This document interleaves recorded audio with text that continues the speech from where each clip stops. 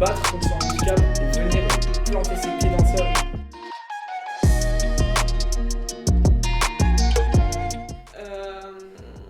Voilà, la première fois que j'ai vécu un Startup Weekend, c'était en tant que participante, ensuite la deuxième fois c'était en tant qu'organisatrice et après en tant que facilitatrice. On expliquera peut-être plus tard ce que c'est.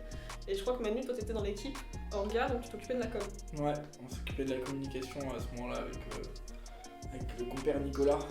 Et ouais, exactement. On était sur la com et c'est à ce moment-là qu'il y a eu notamment toute la réflexion autour d'ADN Startup et tout ça qui ont amené derrière à ce qu'on bosse encore plus ensemble. On se connaissait déjà du coup, en fait. On se connaissait avant le Startup Weekend et Ouais, du coup c'était amusant parce qu'en fait, nous on était là pour assurer la com, puisqu'en fait, quand on est sorti d'études avec Nicolas notamment, on a eu cette phase de bénévolat où il fallait qu'on se fasse des expériences en com, parce qu'on voulait forcément lancer l'agence de com, et il fallait qu'on éprouve un peu nos process qui étaient inexistants, mais des débuts de process. Et typiquement, ça faisait partie des projets bénévoles, et c'était assez amusant sur cet orga-là parce qu'en fait, j'ai passé un temps à gérer la com et un temps dans la salle dans laquelle il y avait le projet pour en fait mener les réflexions tous ensemble, puisqu'à ce moment-là, il y avait les réflexions sur les différents formats.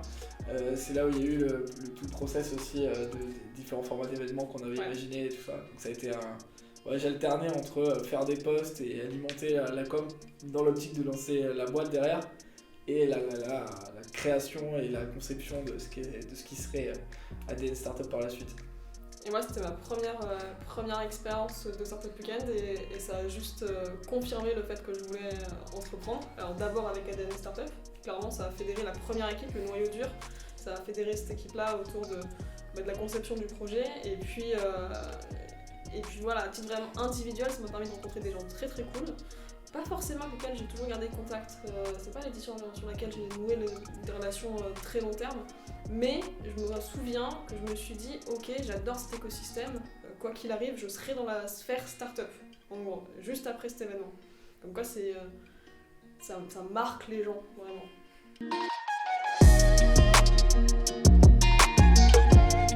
Ah, c'est hyper dur.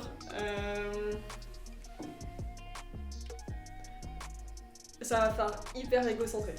Vas-y. J'en ai eu plein qui me semblent mieux, hein. Mais en fait, sur l'édition de 2017, c'était une édition où j'étais orga. Donc quand t'es orga, t'es tout le temps en fait en back-office en quelque sorte, tu passes ton temps à tout gérer pour que tout se passe bien, et personne va... Enfin, y a pas grand monde qui sait exactement ce que tu fais. En principe, parce que justement quand tu captes qu'il y a un problème, c'est pas bien. Et j'ai quand même eu l'occasion sur ce Startup Weekend là, pour la première fois de aider le facilitateur qui était à l'époque Lorenzo, de l'aider à animer l'événement, donc de vraiment prendre le micro et de commencer à essayer de mettre l'ambiance, etc. Et donc j'ai appris beaucoup sur cet événement là-dessus. Donc en fait l'un des moments que j'ai préféré, c'est quand il y a un mec qui est venu à la fin de ce Startup Weekend et qui m'a dit que j'étais hyper inspirante. Voilà. Non mais en fait je t'explique pourquoi, c'est pas du tout dans le genre je me kiffe, tout ça, pas du tout. Mais en gros, je suis une meuf. On est sur un événement avec pas mal de mecs, c'est un événement dans la sphère entrepreneuriale, il y a quand même souvent des mecs, c'est un peu cliché. J'étais une meuf encore plus jeune qu'aujourd'hui et lesbienne. Et en fait, je m'étais affichée lors de l'événement avec ma copine. Et il était venu me dire, tu te rends pas compte à quel point ça peut aider des gens que tu t'affiches comme ça et que tu montres que t'es quelqu'un qui est active et qui réussit des trucs. Je me suis dit, c'est fou, juste en ayant un petit peu de visibilité sur un event, comment on peut essayer d'avoir entre guillemets un impact positif et tout. Et ça m'a donné le smile, et après pendant des mois, j'étais focus là-dessus, j'étais à fond, j'en parlais à tout le monde et tout, voilà. Trop cool, ok. Morale, les filles, lancez-vous, n'ayez plus peur. LGBTQ+, lancez-vous, n'ayez plus peur de personne ni de rien. Ouais, j'avoue. Et toi, du coup, c'était quoi ? J'en ai deux. Du coup, j'y pensais pareil parce que j'y pensais pendant que toi tu répondais. Moi, c'est des moments ultra émotionnels. Le premier, c'était sur une édition qui était à l'ISG. Ouais. C'est celui de 2017. Avec Emma et. C'est celui-là. Et en fait, Dipongo qui à l'époque s'appelait Imagine, et en fait il y avait c'était l'assiette du marché, et c'était Elise qui est aujourd'hui Box City. Et en fait ces deux projets ces 2 projets, il y a eu un truc. En fait, il faut savoir que sur les Startup Weekend, je me suis beaucoup impliqué dans le mentorat, en fait, dans l'accompagnement, parce que c'est un vrai kiff de juste passer du temps avec les projets. Et en fait, cette édition-là, j'ai matché en fait avec 2 projets. Chaque édition, on est obligé à des projets plus ou moins sensibles, forcément. Et là, j'ai matché avec ces 2 projets. Un, côté éducation et côté enfance, qui m'a beaucoup parlé parce que voilà, c'est peut-être des choses qui résonnent en fait en moi. Et l'autre, c'était pas forcément sur le projet en tant que tel, mais sur la team qui le portait. Et en fait, le pitch final, où en fait il présente un peu, il pitch devant le jury, quoi. Il présente tout ce qu'ils ont fait. Et là, il y a le classement qui est établi. Et en fait, imagine nouvellement Dipongo et l'assiette du marché font premier et deuxième. Et à ce moment-là, ils prennent le micro et ils parlent. C'est pareil, peut-être d'écocentrisme.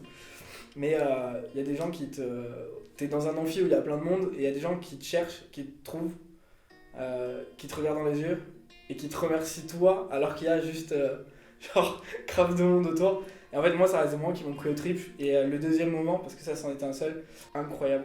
En fait, on a Sophie qui était sur l'événement et qui avait entrepris dans une boîte qui s'appelle Diffeasy, un projet qui s'appelait Diffeasy, qui avait pour but de proposer en fait une solution à toutes les personnes sourdes et malentendantes, notamment pour prendre des rendez-vous, pour avoir des bons conseils, etc. Puisque vous doutez bien, quand vous prenez un rendez-vous chez le médecin, généralement vous décrochez votre téléphone, vous êtes sourd ou malentendant, c'est beaucoup plus difficile. Étant elle-même sourde, elle a pu en fait proposer ce projet.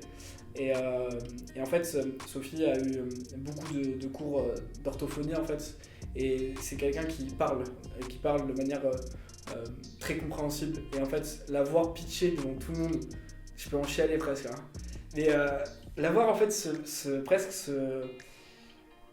battre contre son handicap et venir et planter ses pieds dans le sol et pitcher, c'est de l'art oratoire en fait, c'est hyper dur, et pitcher devant tout le monde son projet.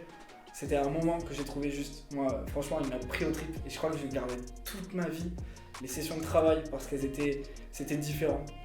On travaillait avec quelqu'un qui ne pouvait pas nous entendre et il n'y a jamais eu autant d'écoute dans un groupe parce qu'on se mettait tous en cercle, parce que personne ne se coupait la parole, parce que quand tu es sourd et que ta façon de communiquer avec les autres c'est de lire sur les lèvres, tu dois voir tout le monde en visu et si tu as 2 personnes qui parlent, tes yeux ils peuvent pas pointer vers 2 personnes. Chacun s'écoutait et c'était un apprentissage pour moi sur le fait de travailler ensemble qui était fabuleux. Et moi ça a été franchement mon top souvenir là, quoi. Et puis ça te permet aussi en fait de prendre du recul et de prendre des claques parce que là t'as fait un petit lapsus révélateur, je trouve. À un moment t'as parlé des handicaps et les personnes sourdes généralement considèrent que c'est pas un handicap, c'est vraiment juste on parle de culture à part en fait carrément.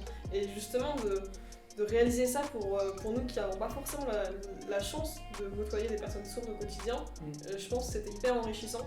Et les Startup Weekend, ça sert à ça en fait, ça sert à rencontrer des gens qui sont extrêmement différents de soi, mais qui sont motivés par la même envie de créer quelque chose et d'avoir un impact sur le monde, et c'est juste extrêmement fédérateur, quoi. Nice. Ouais, c'était beau. Ah, c'est cool.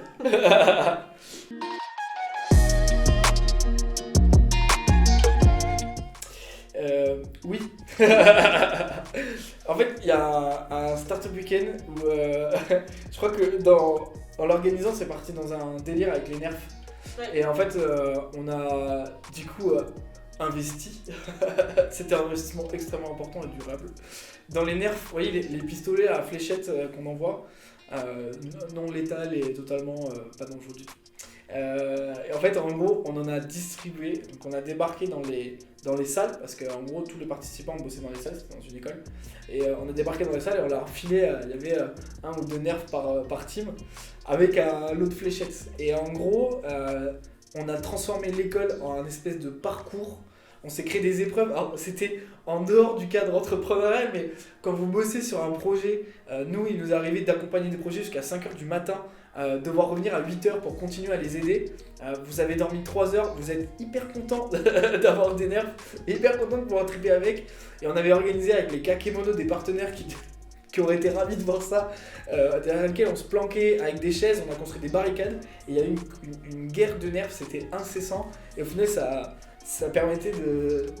Je sais pas, lâcher la pression. Ouais, grave. Au milieu du travail hyper intense, parce que En fait, un Startup Weekend, ça rigole pas. En fait, dans le fond, il y a un gros cadre de super ambiance et de trucs hyper cool. Hein. On met l'ambiance à mort. Faut que les gens ils kiffent, quoi. Faut qu'ils passent un bon moment. Mais quand on est dans le travail, ça charbonne terrible en fait. Ça charbonne très très dur. Et c'est important de relâcher parfois. Et c'est des moments qui ont été vraiment trop trop cool. Finalement, j'ai trouvé une anecdote aussi. Même Startup Weekend, donc pour ceux qui savent pas, donc c'était l'édition 2018 FinTech. Voilà, je les ai tous en tête. Et en gros, donc l'édition dédiée à la FinTech, aux technologies appliquées à la finance. Et on va être honnête, pas beaucoup de participants sur cette édition-là parce que c'était un truc assez niche et assez tech. Du coup, on avait pas mal de devs, mais très peu de gens qui avaient des idées innovantes là-dessus. Et du coup, il y a des gens qui s'inscrivent et dont certains qui avaient des idées, mais pas du tout dans la FinTech. Un projet notamment qui s'appelle La Voyageuse, qui existe toujours, coucou Christina et Derek, j'espère que vous allez bien, qui existe toujours, qui est vraiment génial, enfin, on est fan de ce projet, et pas du tout dans la FinTech, finalement projet qui finit coup de cœur, parce que le jury avait adoré le projet mais il ne pouvait pas leur donner un vrai prix parce que clairement on n'était pas dans le sujet, et très franchement, sur les 10 projets qui ont été portés sur le Startup Weekend, c'est le seul qui a vraiment vu le jour, c'est celui avec lequel on a le plus accroché, donc ça n'a strictement aucun sens, mais bravo l'audace. C'est comme si j'allais à un événement qui est dédié à l'intelligence artificielle et que je me ramenais avec un projet de restaurant, quoi. C'est le même niveau d'absurdité, mais clairement, ils ont eu trop raison de venir, c'était trop bien et on les salue parce que vraiment, bisous. L'audace paye, ouais.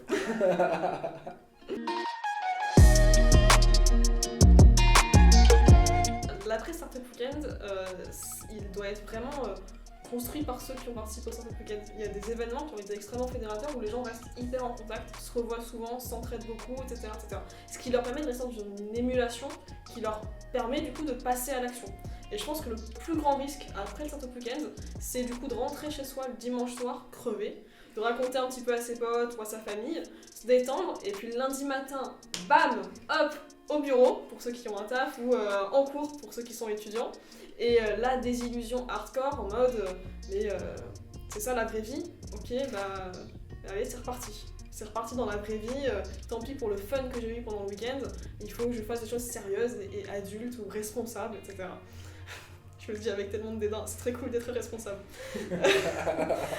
Mais du coup, pour moi, l'après Startup Weekend, le plus gros enjeu, c'est de réussir à rester dans la dynamique pour vraiment passer à l'action, créer le projet. Ça dépend que des porteurs, et évidemment un petit peu de nous et de notre capacité à créer du lien. Ouais, mais totalement d'accord.